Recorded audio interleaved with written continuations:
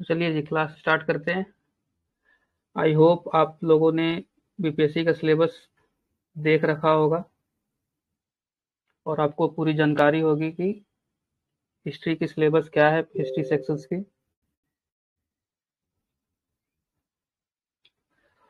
तो आज से संथाल रिवोल्ट की क्लासेस में स्टार्ट करने वाला हूँ। आपको स्क्रीन दिखाई दे रही है सभी को?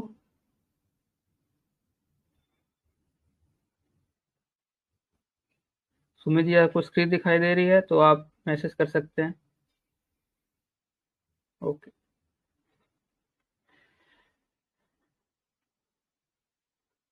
तो आप जैसे जानते हैं संथाल रिवोल्ट एक महत्वपूर्ण और इम्पोर्टेंट क्वेश्चन है बीपीएससी की।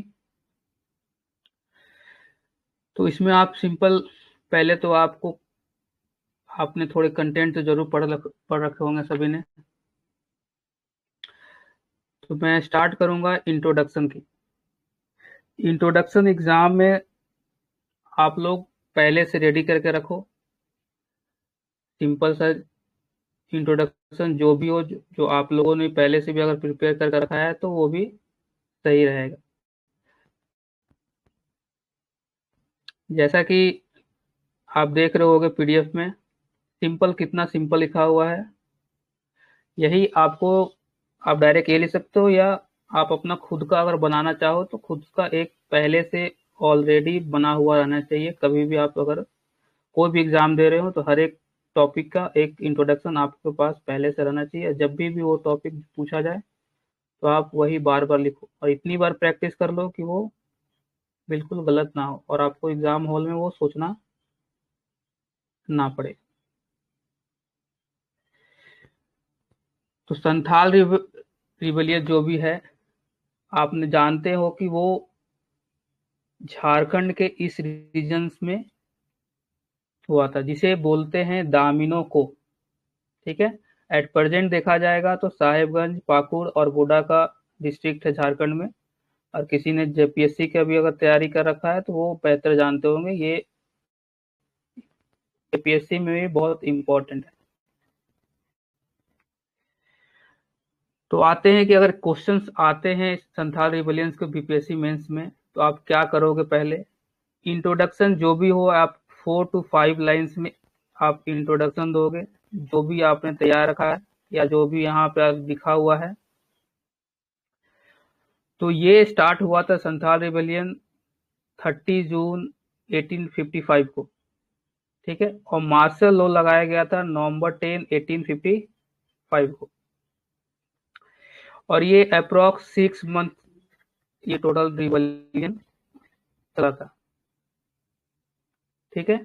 और ये जो आप अगर एरिया देख रहे हो झारखंड का, इसे राजमहल हिल्स भी बोलते हैं। यहाँ पे राजमहल हिल्स भी पाए जाते हैं, जिसे आप मेंशन कर सकते हो। आप पहले को कभी भी क्वेश्चन आए तो एक इंट्रोडक्शन छोटा सा, और ये मैप में आप इस एरिया को दिखा सकते हो कि ये राजमहल हिल्स है, इसी को दामिनो को बोलते हैं। मैप आपके लिए इम्पोर्टेंट होगा।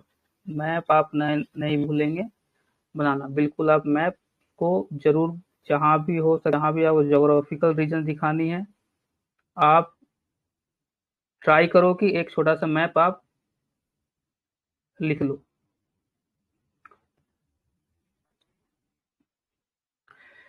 तो होप मैं समझ सकता हूँ कि इंट्रोडक्शन आप समझ गए होंगे। इंट्रोडक्शन में क्या करना है, इंट्रोडक्शन में सिर्फ आपको छोटा सा 2 4 लाइन और उसके साथ एक मैप। इंट्रोडक्शन में संथाल रिवोल्ट में इससे ज्यादा आपको कुछ नहीं करना है। मैं क्लियर हूँ? और या कोई प्रॉब्लम है तो आप, कोई भी इशू है तो आप मुझे मैसेज कर सकते हो या अनम्यूट करके माइक पे आप बोल सकते हो। क्लियर हूँ? Yes sir, clear. ठीक है। कहीं भी कुछ प्रॉब्लम्स आए तो जरूर आप मुझे बताएं, क्योंकि ये टेलीग्राम वीडियोस पे मेरी पहली क्लासेस, हो सकता है कुछ टेक्निकल प्रॉब्लम हो या कुछ प्रॉब्लम, जैसा जो भी प्रॉब्लम है तो आप मुझे जरूर बताएं। मैप में ये रीजन जरूर आप डार्क करके ऐसे एग्जाम में रफ बनाकर ऐसे भी डार्क करके बता सकते हो कि ये रीजन से ये जरूर ही करें। ठीक है। और ये एक इम्पोर्टेंट यहाँ डाटा है जो बहुत बच्चे अगर मिस करते हैं, या बहुत सारे कॉपी जो मैंने देख रखा है उसमें वो लिखते नहीं है। पॉपुलेशन जो है इस ट्रैक्ट में अगर देखा जाए तो 1838 में 3000 थे। ठीक है, जैसा आपके आप जानते हैं कि ये हिली रीजन है। ठीक है। और 1851 आते आते ये 82,795 पॉपुलेशन हो गए। पॉपुलेशन आप देख रहे हो कि इंक्रीज हो रहा है। ठीक है। इसे भी आप मतलब क्विक फैक्ट्स में आप मैप बनाकर उसके नीचे आप लिख सकते हो, जो बहुत सारे बच्चे नहीं लिखेंगे। उसके बाद लीडर्स आते हैं कि इसमें कौन कौन से लीडर्स इन्वॉल्व हैं। जैसा कि आप जानते हैं कि 4 भाई थे, सिद्धू मुर्मू, कान्हू मुर्मू, चा, चांद मुर्मू और भैरव मुर्मू। ठीक है। इसे आप एग्जाम में क्या करोगे, जैसे इंट्रोडक्शन लिखा आप क्या करो, ऐसे फ्लो चार्ट बना लो लीडर और इसे कर लो। और जो भी ये है सिद्धू, कान्हू, चांद और भैरव, ऐसे आप मेंशन करो क्विक में, क्योंकि ये अगर आप लिखने जाओगे ये 4 लाइन तो वो टाइम टेकिंग होगा। और डायरेक्ट आप अगर ऐसे करके लिखोगे कुछ आंसर्स में तो वो भी सही होगा, दोनों लिखोगे सेम मार्क्स मिलने वाला है। लेकिन आप अगर मैप बनाते हो तो ये आपका टाइम सेव होगा और एग्जामिनर जो होंगे जो कॉपी चेक करेंगे उसे डायरेक्ट वो दिख जाएंगे। ठीक है। अगर आप ये 4 भाई थे लेकिन इनके 2 बहनें भी थी, एक का नाम था फूलो, एक था छानो मुर्मू। ठीक है। इसे आप जरूर मेंशन करें तो आपको एक्स्ट्रा कंटेंट रहेगा, एक्स्ट्रा पॉइंट होगा। जो भी एग्जामिनर्स होंगे उन्हें अच्छा लगेगा कि आप कुछ उनके सिस्टर्स के बारे में भी जानते हो और आप उन्हें मेंशन कर रखा है। ठीक है। ये जो सिद्धू कान्हू थे कि कैसे वो अपने मैसेज को प्रोपेगेट करते थे, अपने जो ट्राइब्स थे उसमें कैसे ये प्रोपेगेट करते थे, तो वो क्या करते थे, वो साल लिप्स का यूज करते थे। साल लिप्स का यूज करके और उस के जरिए वो कम्युनिकेट किया करते थे, जिसे बोला जाता है धारवक। क्या बोला जाता है? धारवक। अगर आप मेरी बातों को सुन रहे हो तो आप बोलोगे तो मुझे इंटरेक्टिव लगेगा, नहीं तो मैं लगेगा कि मैं एक वन साइड ही बोल रहा हूँ।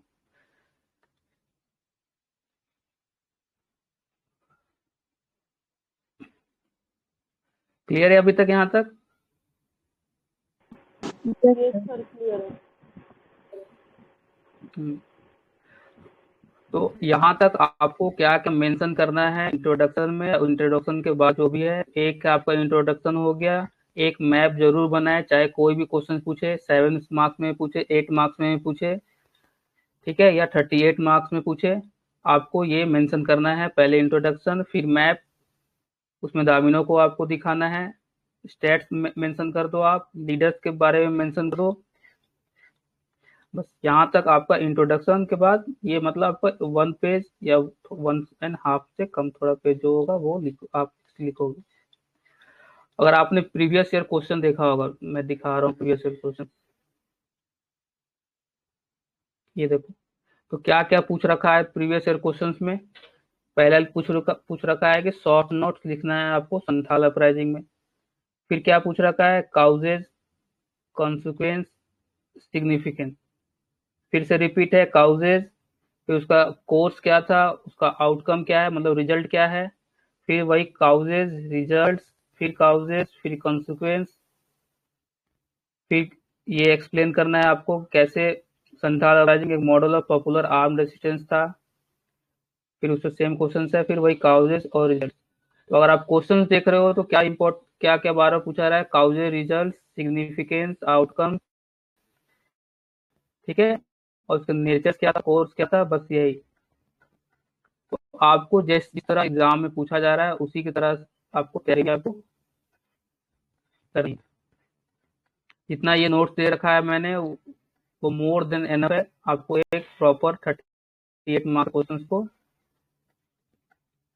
लिखने के।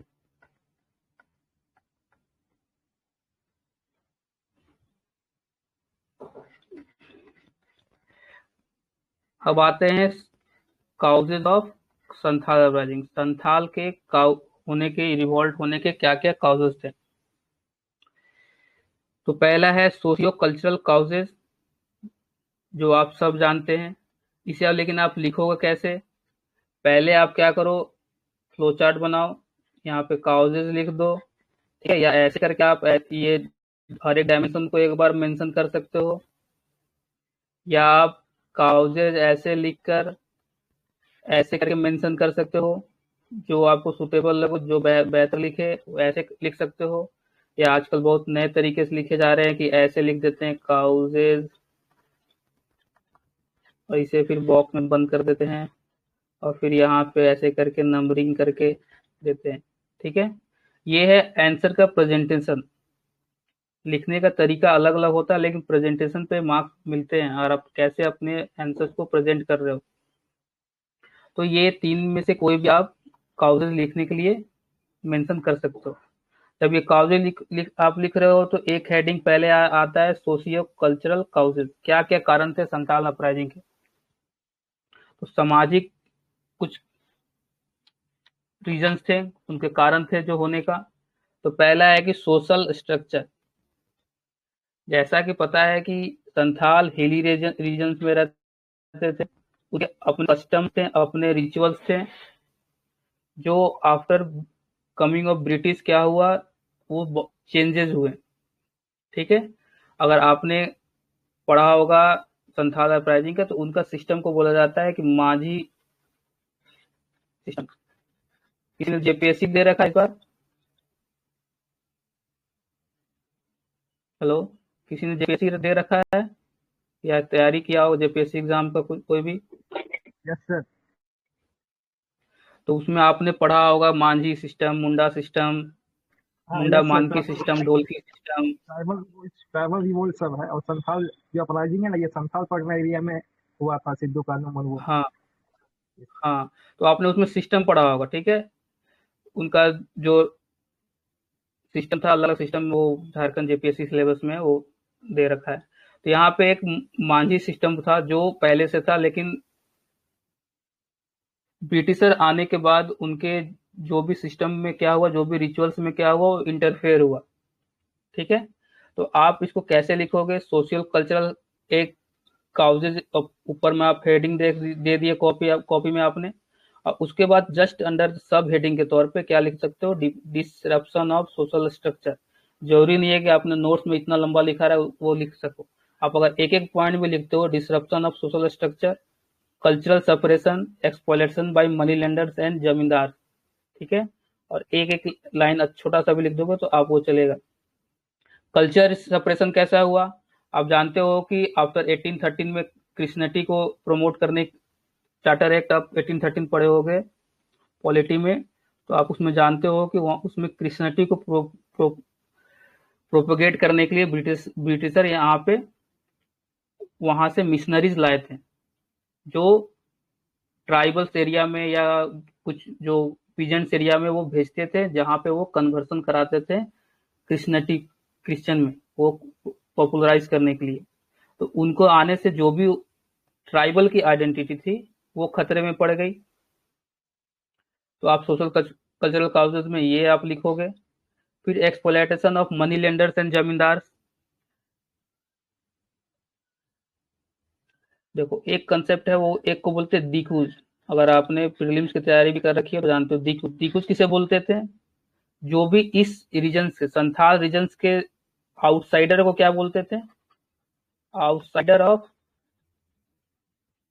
संथाल परगना रीजन, उसे बोला जाता था दिकूज, जिसमें मनी लेंडर्स आ जाते थे, ब्रिटिशर आ जाते थे।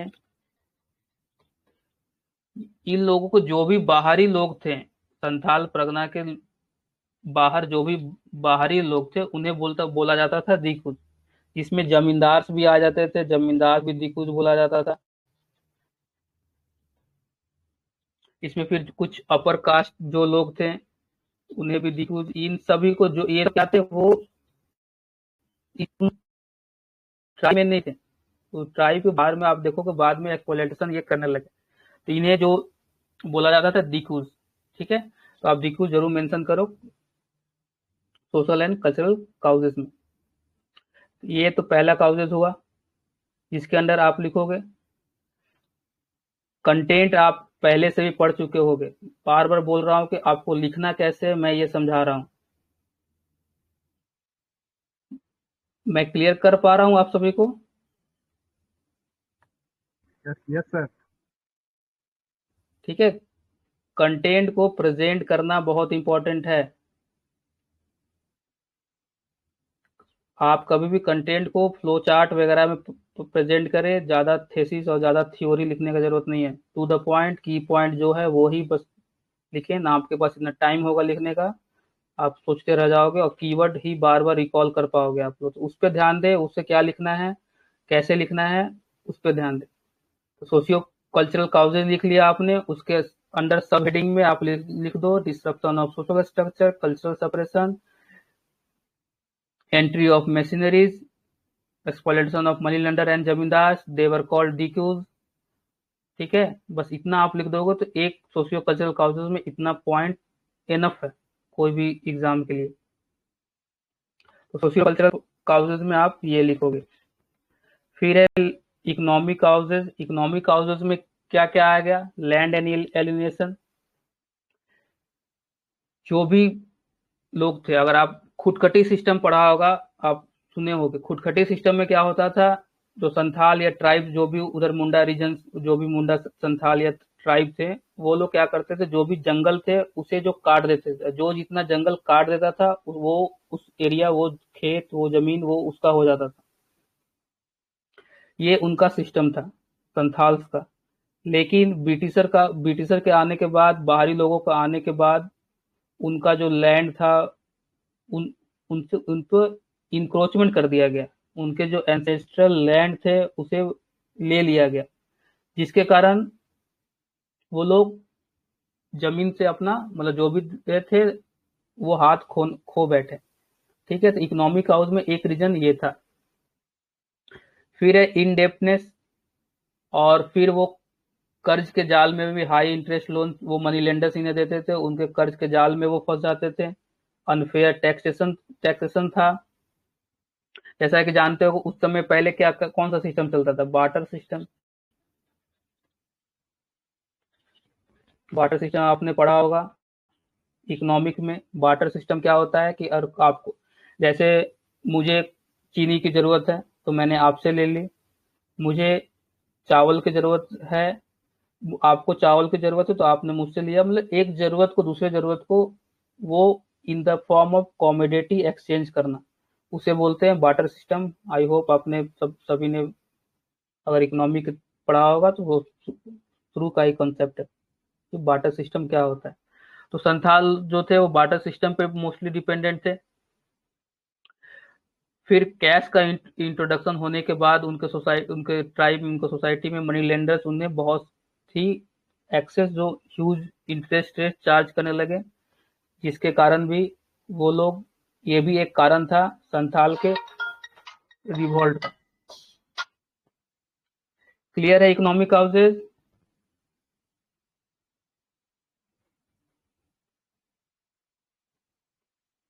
आप रिस्पॉन्स करें, क्लियर है इकोनॉमिक काउजेज? Yes sir. कोई डाउट यहाँ तक तो आप पूछे, कोई भी डाउट हो तो।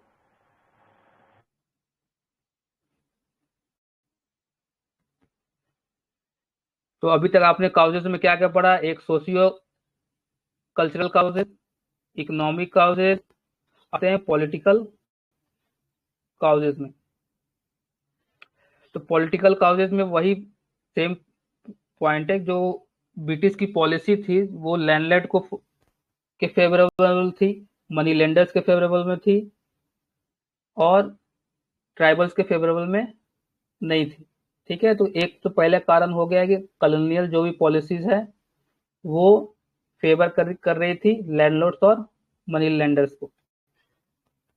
ठीक है, उसके बाद एडमिनिस्ट्रेटिव ऑपरेशन, जो भी वहाँ एडमिनिस्टर करते थे, बाद में अगर आपने पढ़ा होगा तो एसपीटी एक्ट लगाया गया था, संथाल परगना एक्ट। ठीक है, जिसके तहत भी बहुत सारा ऑपरेट किया गया ट्राइबल्स को जो संथाल परगना एरिया में रहते थे। और इस तरह वहाँ के लोगों का जो भी ट्राइबल ऑटोनॉमी था, जो पंचायत सिस्टम वहाँ पे था, जो फॉलो करते थे, वो सब टूट गया। ये सब मिलकर एक कारण बना संथाल रिवॉल्ट का। उसके बाद है इन्वायरमेंटल काउजेज, फॉरेस्ट कटने शुरू हो गए। और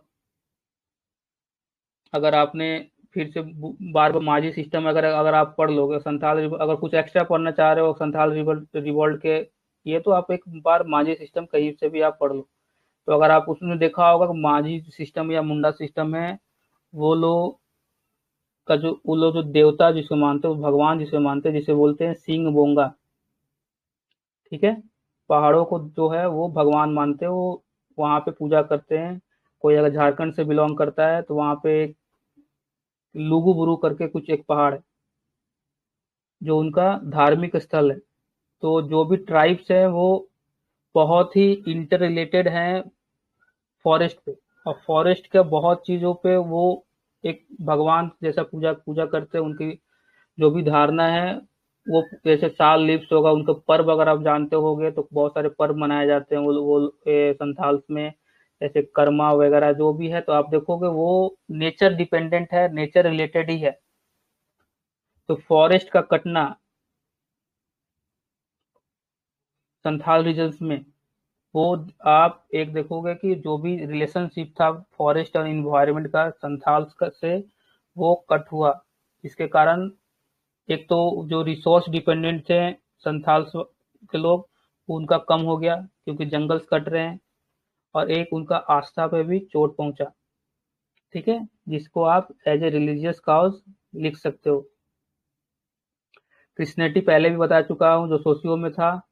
रिलीजियस इंटरफेरेंस आकर मिशनरीज किया, कन्वर्सन करने लगा सभी कोई क्रिश्चियंस में, ये एक कारण बना,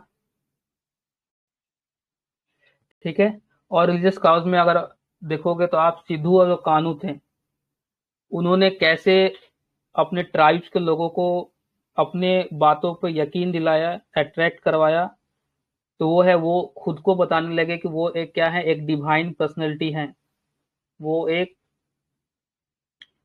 भगवान का इनकारनेशन है, ठीक है। वो डिवाइन बोलने लगे कि मेरे पास दैवीय शक्ति है या दैवीय मैसेज है कि मेरे पास कि आपको दिक्कूज के खिलाफ लड़ना है। सबसे बड़ा कारण यही था। अगर इमीडिएट कारण देखोगे तो लोगों के प्रति उस आस्था को यूज कर कर दिक्कूज के खिलाफ, जमींदार के खिलाफ और ब्रिटिशर्स के खिलाफ उन्होंने प्रेरित किया लोगों को कि आप उनके खिलाफ लड़ाई करो, ठीक है।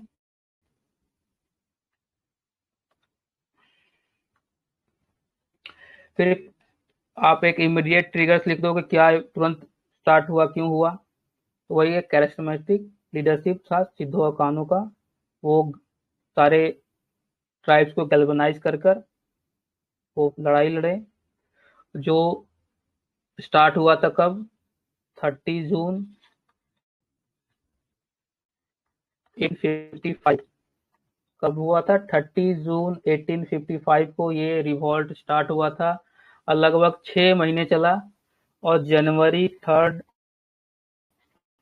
1850 को ये फाइनली ऑपरेट किया कर दिया गया ब्रिटिश आर्मी के द्वारा।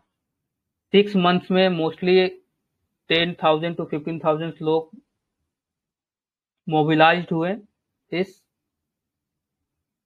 रिवॉल्ट के कारण, ये सिद्धू कान्हू के कैरिस्मेटिक लीडरशिप के कारण। तो काबिज होप तो आपको सभी को समझ में आ गया होगा। रिस्पॉन्स करें आप सभी। काउजेज समझ में आया? कहीं काउजेज में आपको प्रॉब्लम है तो आप बताएं। नो सर, समझ आ गया। Yes sir. तो की पॉइंट्स को आप लोग मैं लेक्चर्स के बाद जो भी प्रीवियस क्वेश्चन है आप उसको अटेम्प्ट करें और फिर ग्रुप में भेजें, ठीक है।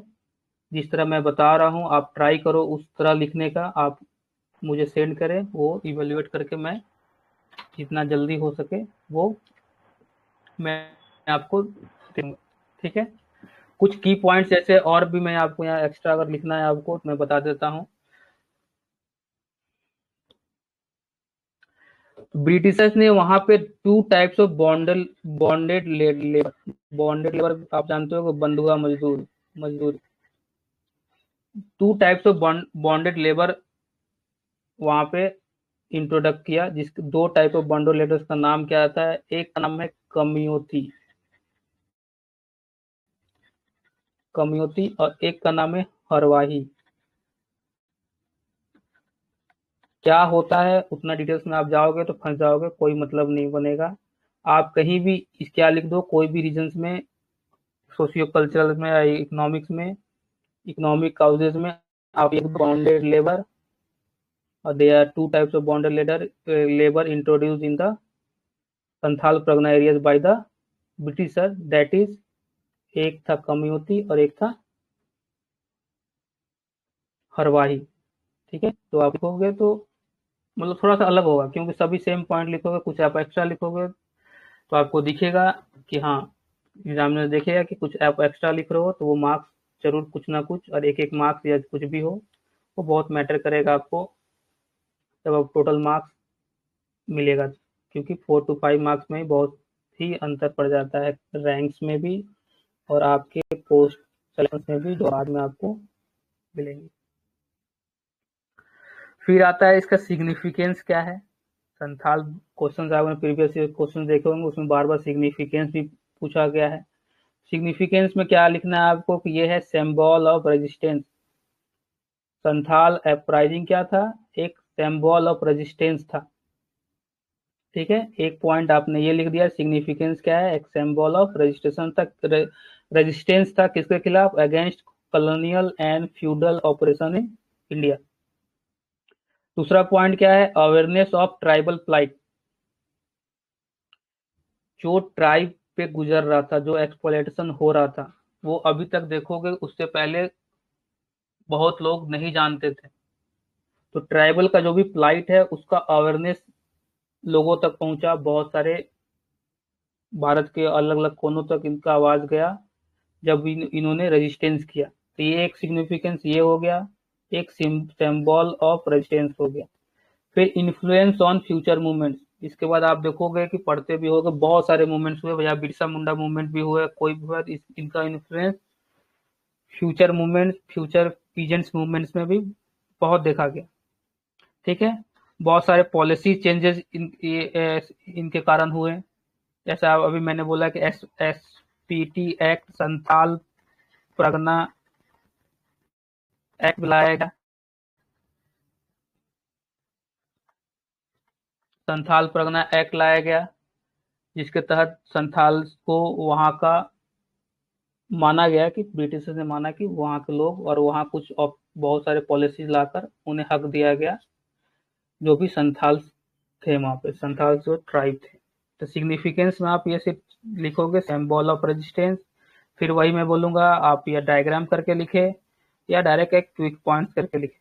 सिग्निफिकेंस में आप ये लिखना है, या symbol of resistance, awareness of tribal plight, influence on future movements and policy changes. अब ये संथाल अपराइजिंग का कॉन्सिक्वेंस क्या था, अपराइजिंग तो हो गए, तो उसके बाद इनके कॉन्सिक्वेंस क्या था। तो कॉन्सिक्वेंस में आपको लिखना है कि वो क्या थे, रिप्रेस रिट्रीब्यूशन, उसके बाद क्या किया गया, ब्रूटल फोर्स अप्लाई किया गया, ब्रूटल फोर्स ब्रिटिश आर्मी के द्वारा अप्लाई किया गया, जिसमें जो भी चारों भाई थे, सिद्धू कान्हू, भैरव, और 2 बहनें भी थे, चांद, जो भी इन लोगों को एग्जीक्यूट किया गया, फांसी दिया गया। और उस एरिया में फिर इंक्रीज इन मिलिट्री प्रेजेंस किया, उस एरिया में मिलिट्री का प्रेजेंस ज्यादा कर दिया गया। ठीक है, लेजिस्लेटिव मेजर चेंज किया गया, जो मैंने बताया, संथाल परगना एक्ट ऑफ 1876 लाया गया। कुछ सोशियो इकोनॉमिक इम्पैक्ट भी हुए, और कुछ लीगेसी ऑफ रेजिस्टेंस। ठीक है, उस समय बहुत सारे जो भी लोकगीत थे, ठीक है, वो भी पॉपुलर हुए, जो बाद में चलकर दूसरे और मूवमेंट्स को इंस्पायर किए। ठीक है, अब यहाँ से क्या हुआ, पहली बार कोई इतना मेजर ट्राइब्स जो है उठ कर हुआ। ठीक है, तो ये क्या क्रिएट किया, एक ट्राइबल आइडेंटिटी भी क्रिएट किया। कॉन्सिक्वेंस में आप देख सकते हैं, एक ट्राइबल आइडेंटिटी भी क्रिएट हुआ। कॉन्सिक्वेंस ऑफ संथाल अपराइजिंग से एक क्या हुआ कि ट्राइबल को एक आइडेंटिटी भी मिला कि ट्राइबल हैं जो वो भी ब्रिटिश के खिलाफ लड़ सकते हैं, उनका भी कुछ आइडेंटिटी है, उन्हें भी इनकरेज किया गया, उनके ट्रेडिशन को समझा गया, उनके ट्रेडिशन को माना गया।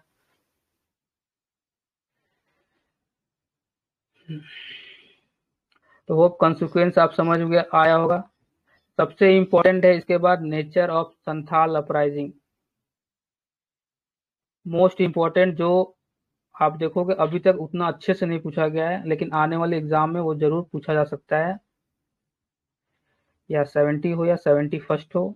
नेचर ऑफ संथाल अपराइजिंग, उनका नेचर कैसा था, प्रवृत्ति कैसी थी संथाल अपराइजिंग में। आप जब भी हिस्ट्री पढ़ो, बहुत सारे हिस्टोग्राफी लिखते हैं, वो अलग अलग अपने डायमेंशन तो सोचते हैं कि वो क्या हो, वो किस नेचर का है। संत कोई भी आप रिवॉल्ट पढ़ोगे, चंपारण सत्याग्रह आप आगे पढ़ोगे, सिविल डिसोबीडियंस पढ़ोगे, हिस्टोरियन का अपना एक नजरिया होता है, किस नजरिए से वो देखते हैं। ठीक है, और किसी को आप गलत कोई नजरिए को नहीं बोल सकते हैं कि वो क्या सोच है। तो सभी, तो उसका नेचर क्या था, अलग अलग डिफाइन अलग अलग हिस्टोरियन ने कर रखा है। तो आप हिस्ट्री ऑप्शनल तो नहीं लिख रहे हो कि हिस्टोरियन के नाम लिखना पड़े, लेकिन आप अगर मेंशन करोगे, मैंने नीचे दे रखा भी है नोट्स में, आप अगर यूज करना चाहो तो कर सकते हो। तो पहला क्या है, इसे बोला जाता है कि ये जो इनका इसका जो नेचर था संथाल अपराइजिंग का, वो क्या है, ट्राइबल रिबेलियन है। वो क्या था, ट्राइब का रिबेलियन था, एक कलेक्टिव रेजिस्टेंस था संथाल ट्राइब का अगेंस्ट डिक्रूज या ब्रिटिश या लोकल लैंडलॉर्ड्स था। कुछ का कहना है कि नहीं, ये जो संथाल अपराइजिंग हुआ वो किस कारण हुआ, स्ट्रॉन्ग एग्रीगेरियन रूट्स, एग्रीकल्चर में कुछ इश्यूज थे, उसके कारण हुआ। जैसा कि आप जानते होंगे कि फेमाइन सुना होगा आपने, फेमाइन आया था 70, बंगाल फेमाइन आपने सुना होगा, बंगाल फेमाइन ऑफ 70, जिसमें 7 to 10 मिलियन पीपल अफेक्ट हुए थे, किल्ड हो गए थे। और उसके बाद जो भी चेंजेस लाने थे एग्रीकल्चर में, जो भी पॉलिसी इंट्रोड्यूस करा ब्रिटिशर्स ने, वो बेनिफिशियल नहीं थे संथाल्स या पीजेंट्स, जो लोकल्स वहाँ के लोग थे। कुछ का मानना है कि वो लीडर सेंट्रिक मूवमेंट था। ठीक है, एक लीडर, एक करिस्मेटिक लीडर था, उनका उनका उन उनके द्वारा किया गया एक स्पॉन्टेनियस नेचर था। ठीक है, कोई बैकग्राउंड ऐसा कुछ कारण नहीं था, एक ये नेचर बताया जाता है। दूसरा नेचर है कि वो मिलिटेंट अप्रोच था, गुरिल्ला वार टैक्टिक्स अप्लाई करते थे, सब छिप के पहाड़ों पे लड़ाई करते थे, आपका क्या बोलते हैं ये मनी लेंडर्स और ब्रिटिशर्स से। दूसरा रीजन था कि नहीं, ये कल्चरल असर्शन है, क्योंकि वह डिफोरेस्टेशन वगैरह हो रहे थे, और संतास लोग जिसे पूजते थे उन्हें ही डिस्ट्रॉय कर किया जा रहा था दिक्रूज के द्वारा। तो वो थ्रेट समझ रहे थे अपने कल्चरल, अपने रिलीजियस नेचर्स में या सोच पे जो कर रहे थे, तो इस कारण भी संथाल अपराइजिंग हुआ। तो जब भी नेचर ऑफ संथाल अपराइजिंग पूछे, तो ये ट्राइबल एग्रीरियल लीडर सेंट्रिक मिलिटेंट और कल्चरल असर्शन का आप जिक्र अपने कॉपी में कर सकेंगे, और इससे ज्यादा आप ना कहीं मिलेगा आपको लिखने को, ना आप इससे अच्छा बेहतर कोई आप लिख पाओगे। यहाँ तक क्लियर है आप, कोई प्रॉब्लम, कोई सवाल? No sir. सर एक क्वेश्चन है। हाँ बोलिए। सर जो नेचर जो आप बोले अभी ना, ये फॉर्मेट होगा आंसर राइटिंग में, उसको पहले ही डालना है या फिर बाद में लास्ट में डालना है? नहीं, वो डिपेंड करेगा कि आपका क्वेश्चन कैसा पूछ रहा है। ठीक है, अगर डायरेक्ट क्वेश्चन पूछ रहा है कि explain the nature of Santhal uprising, ठीक है, तो उसके बाद आपको देखना होगा कि ये 7 मार्क्स में पूछ रहा है या 8 मार्क्स में पूछ रहा है या 38 मार्क्स में पूछ रहा है। ठीक है, अगर वो 7 मार्क्स और 8 मार्क्स में पूछ रहा है तो आप इंट्रोडक्शन लिखो, मैंने बोला मैप बनाओ, लीडर्स के नाम लिखो और डायरेक्ट आ जाओ नेचर्स ऑफ संथाल अपराइजिंग 7 या 8 मार्क्स में। ठीक है, और जब 38 मार्क्स का क्वेश्चन हो तो आप सिर्फ, अब इतना तो कंटेंट आप पूरा 4.5 पेज में नहीं लिख सकते हो, तो आप एक प्रॉपर इंट्रोडक्शन दिए, फिर मैप बनाया, लीडर्स के नाम लिखे, काउजेज को बस ब्रीफली मेंशन कर दिए कि क्या क्या काउजेज थे। ठीक है, वो आप डायग्राम्स के द्वारा दिखा दिए, और उसके बाद आप नेचर ऑफ संथाल अपराइजिंग में, क्योंकि ये की डिमांड है और इसे आप पूरे डिटेल्स में अच्छे से लिखो। समझा आपने मैंने क्या बोला? Yes sir, thank you. ठीक है, क्वेश्चन के डिमांड को आप देखो क्या है। अगर क्वेश्चन के डिमांड में अगर आपने बस पूछ रखा है कि काउजेज और इसके कंसिक्वेंस क्या है, ठीक है, तो कभी भी काउजेज और कंसिक्वेंस में आपको अच्छे डिटेल में उसको 2/3 पार्ट लेना है, और जो भी ये सब एक्स्ट्रा है फिर नेचर जो एक्स्ट्रा होगा उसको आपको बस क्विकली मेंशन करना है कि नेचर ये था, उसको आप डिटेल में लिखना नहीं है, बस क्विकली मेंशन कर दो कि मुझे ये पता है, बस वो सही अप्रोच रहेगा। लेकिन जो की डिमांड क्वेश्चंस में लिखा हुआ है उस पर आप ज्यादा फोकस करो। अब ये नहीं कि पूछा है काउजेज और कंसिक्वेंस, आप नेचर्स का लिख दिया इतना दो या 2 पेज में, तो आपको नंबर नहीं मिलेंगे। आप एग्जाम हॉल के बाहर आओगे, आपको लगेगा कि मैंने बहुत अच्छा आंसर्स लिख रखा है, मैंने सब कंप्लीट कर रखा है, लेकिन जब आपको मार्क्स मिलेंगे वो नहीं मिलेंगे। इसलिए आप बार बार क्वेश्चन को कम से कम 2 या 3 बार पढ़ो, आप देखो कि उसमें कीवर्ड क्या है, और उसके चारों तरफ ही रिवॉल्व होना है आपको। ठीक है, देखो मैंने अभी नेचर पढ़ाया, ये हुआ कि आप लिख सकते हो, लेकिन आपको बेहतर लिखना है। ठीक है, मैंने नीचे आप देखोगे और भी पॉइंट दे रखे हैं कि उनका नेचर क्या था, मास मोबिलाइजेशन था, स्पॉन्टेनियस आउटब्रस्ट था, लोकलाइज बट सिग्निफिकेंट था। तो ये कम से कम कितने पॉइंट्स हो गए, 5 3 8 पॉइंट हो गए। आपको 8 पॉइंट नहीं लिखना है, आप इसमें से कोई भी 4 या 5 पॉइंट लिख डालो, जो भी आपको याद रहे, बस इतना लिख डालो, हो जाएगा मास। ठीक है, तो लेकिन यहाँ पे देखो मैंने दे रखा है कुछ historian perspective on the nature of the Santhal uprising. ठीक है, क्वेश्चन अब थोड़े पहले जैसे नहीं आ रहे हैं, थोड़ा सा एडवांस हो रहा है, थोड़ा सा डीप जा रहा है। ठीक है, तो हो सकता है कि वो पूछ दे कि explain the different perspectives of historians on the nature of Santhal uprising. ठीक है, अभी तक नहीं पूछा है ऐसा क्वेश्चन कि हिस्टोरियंस का नाम देकर, लेकिन हो सकता है कि पूछे, तो उसके लिए भी हम सभी को रेडी होना होगा। अगर नहीं पूछे तब भी आप इसका यूज कर सकते हो, अगर लिखोगे तो कोई भी आंसर पड़ेगा वो लगेगा कि हाँ काफी अच्छा आपने आंसर लिख रखा है। तो कुछ कुछ हिस्टोरियंस के नाम देखा आपने, एक बार बस देख लेना, अगर याद रहे तो ठीक है। कैसे रंजीत गुहा बहुत फेमस हिस्टोरियंस है, आपने अगर नाम सुना होगा, कोई अगर हिस्ट्री ऑप्शनल या हिस्ट्री का बुक्स भी अगर पढ़ा होगा तो रंजीत गुहा बोलते हैं कि ये क्या है, ये पीजेंट रिवेलियन है। ठीक है, इतना नहीं लिखना है तो आप क्या लिख सकते हो डायरेक्ट, अगर नेचर पूछे कहीं भी लिख दो कि Ranjit Guha, historian Ranjit Guha classify Santhal uprising as a peasant rebellion, बस इतना भी लिख दोगे तो समझ जाएगा कि हाँ इसे इसने पढ़ा है और इसे सही है। उसी तरह इसको ट्राइबल इंसक्शन कौन बोला, ट्राइबल रिवॉल्ट किसने बोला, तो डेविड आर्नोल्ड ने बोला।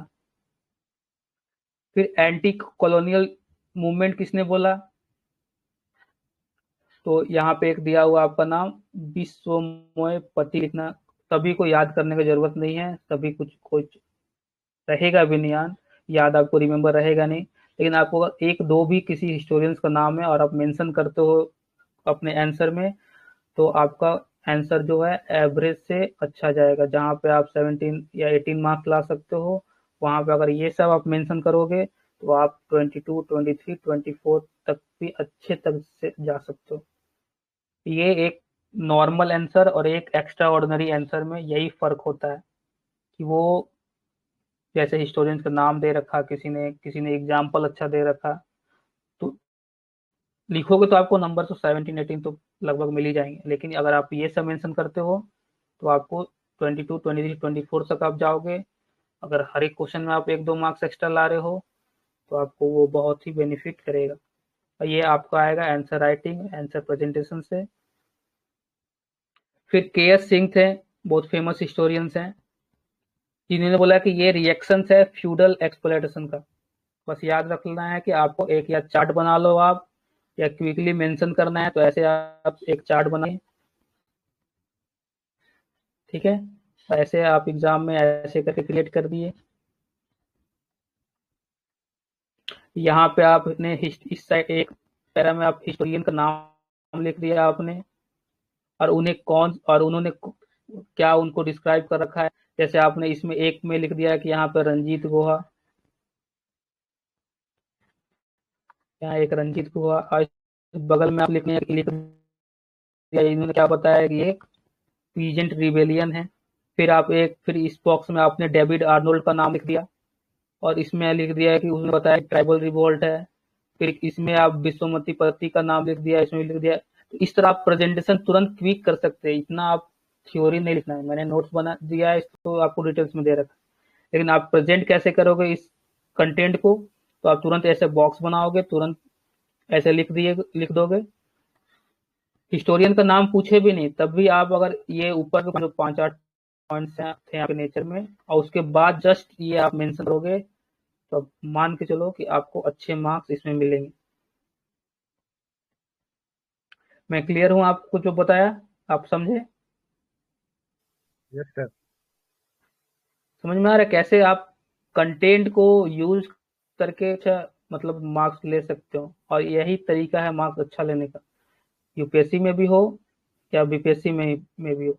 आपको यही अप्रोच को अपनाना पड़ेगा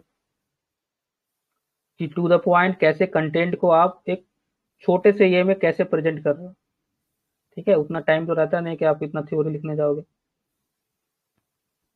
तो ऐसे आप प्रेजेंट करना, ठीक है।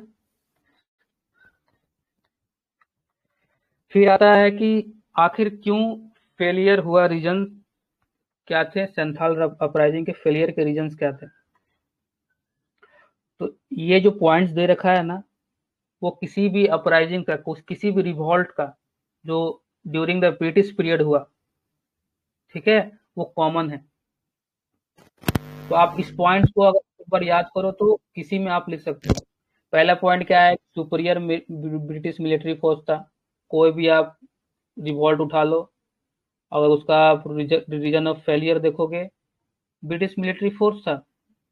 तो आप इसको कहीं भी लिख सकते हो, जो जिसमें भी पूछे कि फेलियर का रीजन बताओ, कोई भी रिवॉल्ट का during the period of British हुआ हो, तो उसका रीजन यही है, सुपीरियर मिलिट्री फोर्स। फिर क्या था, लैक ऑफ मॉडर्न वेपन्स नहीं थे ट्राइबल्स के पास, वो सभी। तो आप कुछ कॉमन पॉइंट है, अगर कहीं भी फेलियर पूछे तो आप यही सब लिखना। ऑर्गेनाइजेशनल चैलेंज थे, लिमिटेड रिसोर्स थे, जोग्राफिकल कंस्ट्रेंट थे, रिप्रेसिव मेजर्स अपनाया ब्रिटिश ने, लैक ऑफ एक्सटर्नल सपोर्ट था, इंटरनल डिवीजन था, इनफेक्टिव कम्युनिकेशन था, स्ट्रेटेजिक एंड टेक्टिकल इन्फिनिटी था, failure to gain broader support था। ये कॉमन पॉइंट्स है जो आप 4 पॉइंट्स किसी में लिख सकते हैं। कोई भी आप रिवॉल्ट बताओ उस पीरियड का, कोई भी ट्राइबल रिपोर्ट कुछ भी हो, बिरसा मुंडा रिवॉल्ट भी क्यों हो, कुछ भी हो, फेलियर देखोगे आप यही पॉइंट है कि सामने वाला का ब्रिटिश का मिलिट्री फोर्स अच्छा था, हमारे पास कम था, लैक ऑफ मॉडर्न वेपन्स है। ऑर्गेनाइजेशन चैलेंज, फेल कोई हो रहा है तो क्या चैलेंज, ऑर्गेनाइजेशन चैलेंज तो होंगे ही। लिमिटेड रिसोर्स है, जोग्राफिकल कंस्ट्रेंट है। तो ये सारे की पॉइंट्स है जो आप एक बार याद करो और सभी में लगा दो जहां भी फेलियर पूछे। ये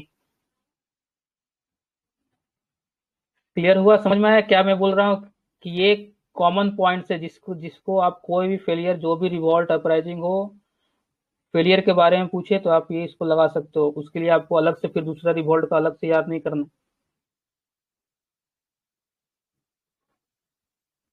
क्लियर हूं मैं? यस सर, क्लियर है। ठीक है, बस यही पॉइंट को जहां फेलियर पूछे आप यही पॉइंट को लिखो, जो भी 4-5 पॉइंट आप याद कर लो, यही कॉमन पॉइंट्स हर में आप लिख सकते हो।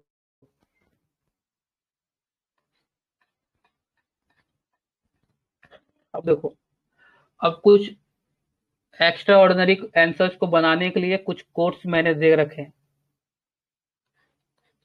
कुछ महात्मा गांधी के कोट्स हैं कि उन्होंने बोला था कि रिवलियन के बारे में, संथाल क्रांति के बारे में उन्होंने क्या बोला, the bravery of Santhal tribals during their revolt against British rule is a chapter in Indian history that showcases the indomitable spirit of our people against operation.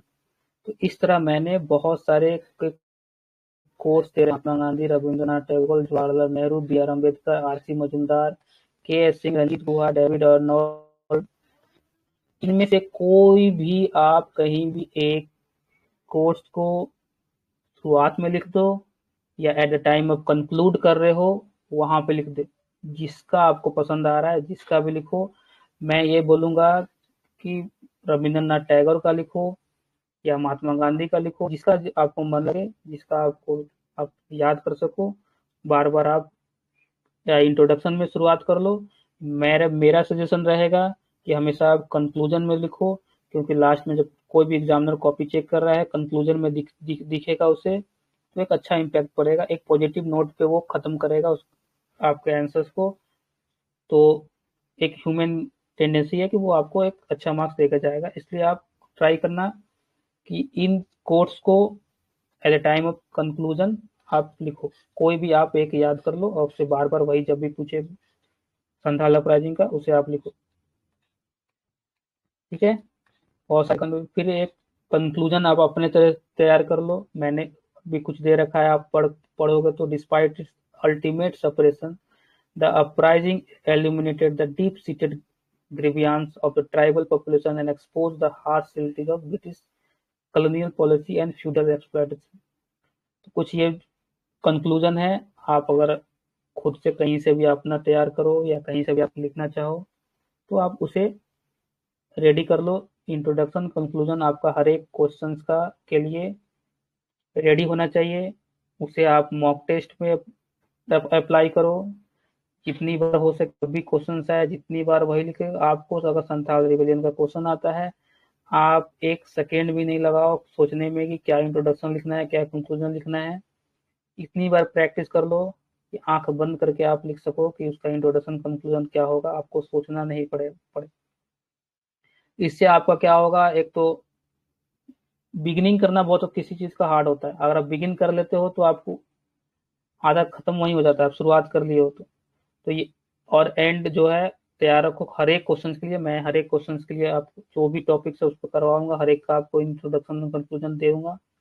आप ये भी लिख सकते हो या अपना चाहो जैसा मर्जी आप वैसा लिखो। और इसके लिए रेडी रखो, एक कॉपी पहले बना लो और उसको ओके हाँ ये इंट्रोडक्शन ये कंक्लूजन है, और उसके बाद में जो बॉडी है कंटेंट है जैसा पूछेगा उस हिसाब से आपको लिखना है। तो ये जो प्रीवियस ईयर क्वेश्चन दे रखा है, आई होप इसमें आप सब डील कर सकते हैं, सभी आंसर्स को अच्छे तरीके से लिख सकते हैं। कोई डाउट है कोई क्वेश्चंस में कोई कंसेप्ट में तो आप ये मुझसे पूछे। Sir no doubt anything, but पूछना था कि क्या ये पीडीएफ हिंदी में मिल सकता है? देखो अभी तो मैं शुरुआत में डाल दूंगा, अभी क्या टीम वो अभी तक तो है कि वो आपको फ्री में अभी दिया जाएगा। ठीक है, क्लासेस आपके फ्री ही रहेंगे ओके सर। जब तक ये क्लासेस हो रहे हैं, जो ये फ्री रहेंगे। पीडीएफ का मैं अभी आपको नहीं बता सकता हूँ, हाँ ये पीडीएफ आपको अभी शेयर कर दिया जाएगा, लेकिन आने वाले लेक्चर्स में हो सकते हैं कि मैनेजमेंट क्या बोला क्या नहीं बोले, मैं उसको अभी आपको कमिट नहीं कर सकता।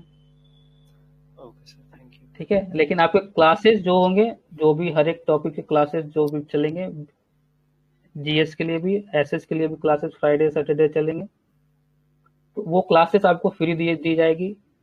इसकी रिकॉर्डिंग भी डाल दी जाएगी आपके ग्रुप में, ठीक है।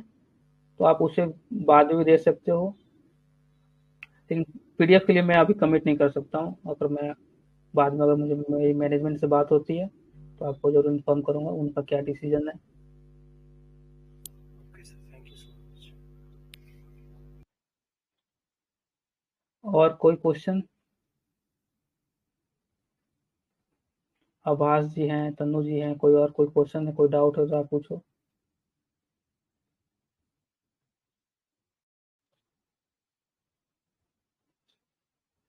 मैं एंड करूंगा, कोई क्वेश्चन नहीं है तो मैं एंड कर। सर एक क्वेश्चन था कि जैसे सारे कीवर्ड्स मतलब दिए हुए हैं, उसको वैसे ही मतलब हर एक को वैसे लिख के एक्सप्लेन मतलब करना होगा, लाइक जैसे दिए हुए हैं उसमें? नहीं, आप बस एक लाइन में एक्सप्लेन करो, जो भी दे रखा है उसको एक लाइन में अगर आप एक्सप्लेन कर सकते हो तो करो। उसको ज्यादा बोलते हैं ना कि दे आई इस तरह लगाकर, वो नहीं करना है। टू द पॉइंट, कोई भी पॉइंट है जितना मतलब उसको टू द कंसाइज हो सके पॉइंट। उस तरीके से बना। हाँ, ठीक है। आप उससे अच्छा है कि अगर आप, अगर 4 पॉइंट लिख रहे हो या 4 पॉइंट लिख रहे हो, ठीक है, और उसे हर एक एक पॉइंट को एक दो लाइन में लिख रहे हो, इससे अच्छा है कि अगर आपको 4 पॉइंट की जगह आप 8 पॉइंट लिख देते हो और शॉर्ट में ही एक लाइन में, तो ये आपको ज्यादा मार्क्स देकर जाएगा ना कि, क्योंकि जब आप कॉपी चेक करते हैं वो पूरा इस तरह नहीं पढ़ेंगे, वो बस की पॉइंट देखेंगे और वो आप 8 पॉइंट देख लोगे, उसमें से चलो आप सही से 4-5 पॉइंट सही हो जाए तो वो आपको मार्क्स वहां मिल जाएगा। तो आप ज्यादा पॉइंट्स लिखने की तरफ जाओ, ये ना कि एक पॉइंट को ज्यादा मतलब एक्सपेंड करने के लिए जाओ, वो जरूरत नहीं है। अगर यस। आपने, अगर टॉपर्स को कॉपी देख, टॉपर्स को आप लोगों ने अगर देखा है तो यही अप्रोच हर टॉपर्स ने लगाया है। वो लिखते हैं वो सब पॉइंट की मैंने दिखाया था पिछले, सर क्योंकि वो मैंने जो क्लास। आंसर बहुत लेंथी हो जाता है और ज्यादा पॉइंट्स भी नहीं आ पाते उसमें, इस वजह से। हाँ, और आप लेंदी पॉइंट्स पढ़ोगे बार बार, आपको रिकॉल भी नहीं होगा, और आप मतलब उसको रिमेम्बर करना, रिवीजन करना बहुत हार्ड होगा। तो इससे अच्छा है कि आप वो कीवर्ड को बार बार इतनी बार कम से कम रिवाइज कर लो, 4 से 5 बार, कि वो आपके ऑटोमेटिक रिकॉल हो जाए एग्जाम हॉल में। कि वो, अगर आप लोगों ने किसी ने मेंस दे रखा है तो आप समझ सकते हो कि कितना हार्ड होता है उस समय क्विक क्वेश्चन पढ़ के उस पर रिकॉल करना। अगर आपने रिवाइज नहीं कर रखा है, प्रैक्टिस नहीं कर रखा है, हो ही नहीं सकता है कि वो रिकॉल आए वहां पे। इतना आप नर्वस, इतना प्रेशर रहोगे एग्जाम हॉल में, तो आप लिख नहीं पाओगे, वो रिकॉल ही नहीं होगा। और रिकॉल भी होगा तो आप सही से उसको प्रेजेंट नहीं कर पाओगे, तो आप फिर वो फंस जाओगे। इससे अच्छा है कि आप वो कीवर्ड याद रखो, बार बार उसे जितनी बार हो सके उतनी बार रिवाइज करो। एग्जाम हॉल में बहुत अच्छा जाएगा। आपको वहां के लिए प्रिपेयर होना है, एग्जाम हॉल के लिए। उस एल्यूजन में नहीं रहना है कि मैंने, बहुत सारे बच्चे पढ़ लेते हैं लेकिन उस एल्यूजन में रहते हैं मैंने तो पढ़ लिया। लेकिन जब तक आप उसे क्विक पॉइंट्स में, जैसे ही आप रिवाइज करो तो आप एक संथाल रिपोर्ट लिखते क्या क्या कीवर्ड से तुरंत आपको विद इन 5 मिनट सारे पॉइंट्स आप लिख पा रहे हो कि नहीं। अगर लिख पा रहे हो तो आप टेस्ट दो या मेंस में बैठो बीपीएससी का, आप देखना बहुत अच्छे मार्क्स आएंगे। वो प्रैक्टिस से ही आएगा, इसका कोई शॉर्टकट नहीं है। और आपका जो कंपटीशन है अब बहुत ही हार्ड है, और आप यूपीएससी के बच्चों से कंपटीशन कर रहे हैं जो सिर्फ सारे कंटेंट को यूपीएससी में 200 वर्ड्स में लिखते हैं। तो उनका प्रेजेंटेशन क्या होगा सारे कंटेंट को। यहाँ तो आपको 38 मार्क्स में बहुत लंबे लंबे लिखने हैं, वहाँ उनको सिर्फ 200 वर्ड्स में लिखने हैं सारे वही कंटेंट को। तो किसका बेहतर होगा? जो यूपीएससी की तैयारी कर रहे हैं तो आपका जो कंपटीशन है उन लोगों से, तो आपको उनसे बेहतर लिखना है, उनसे जैसा लिखना है कि आप उनको आगे जा पाओ।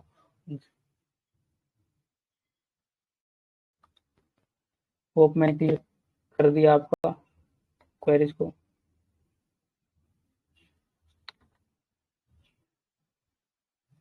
तनु जी, मैंने क्लियर किया आपकी क्वेरीज को।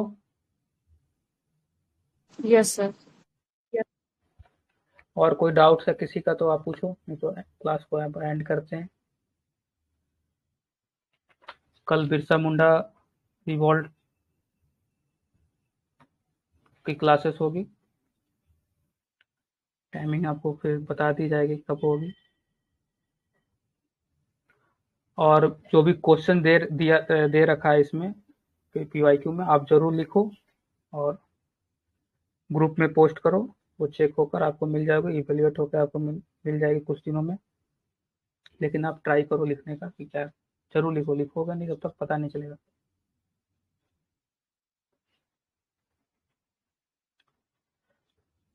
और कोई क्वेश्चन?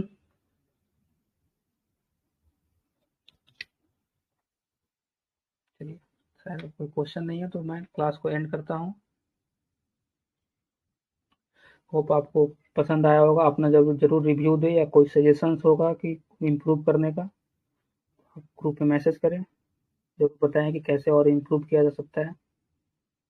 ये PDF मैं आपको ग्रुप में अभी जस्ट शेयर कर देता हूँ। ठीक है, गुड बाय आप सभी को।